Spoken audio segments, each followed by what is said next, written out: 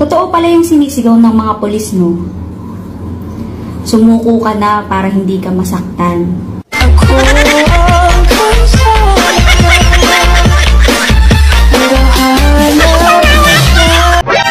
Binigay lang sa iyo ang password ng cellphone, seryoso na. Yung iba nga dyan, binigyan ng bata, iniwanan pa. Ano naman ngayon kung walang mag-good morning sa akin?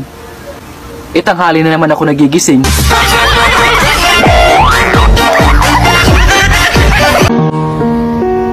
Kung minahal mo ako para paglaruan, minahal din kita para may kalaro ka.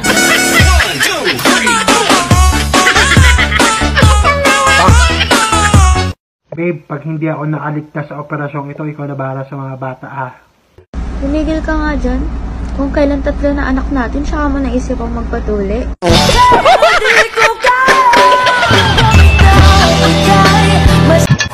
Anak! Anak, gising na ba yung mga pabigat sa bahay? Kumakain na po, Mama.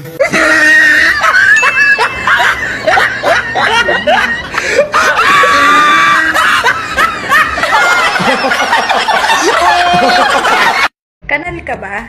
Bakit? Kasi tanga na lang ang mahuhulog sa'yo. Alam mo, nanununtok ako ng maganda. Sige nga, suntukin mo nga ako. Bakit? Maganda ka ba?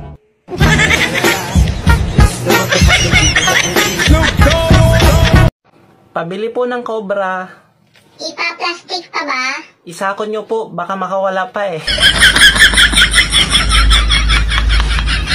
Sabi ni X, hindi na daw ako makakahanap ng katulad niya. Sabi ko naman, mabuti naman.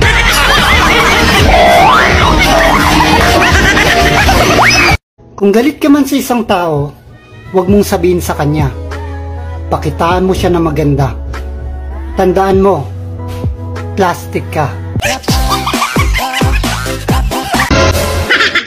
Hoy, binabalaan kita ha? Kung titirahin mo lang din ako ng talikuran. Oh no! Dahan-dahan naman. Masakit.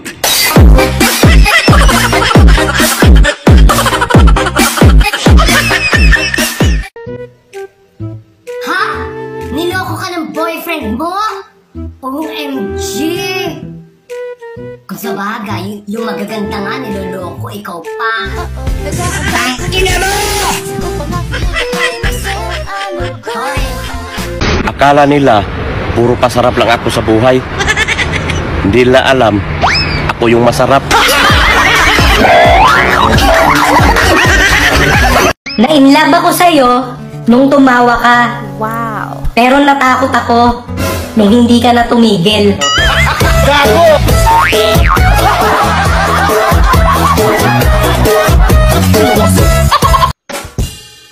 Kapag may karibal ka, magpataba ka para ikaw yung mas matimbang.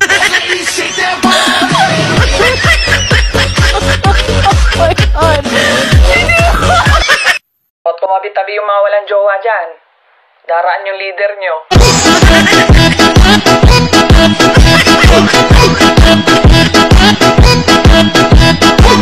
Hoy, ikaw, wala kang jowa, di ba?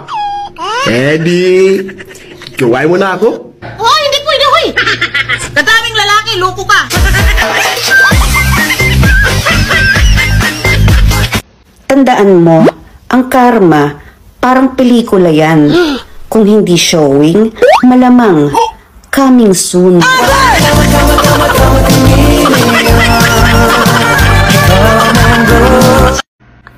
Alam mo dati, pangarap lang kita.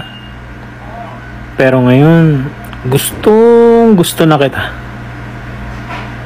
Ipabarang.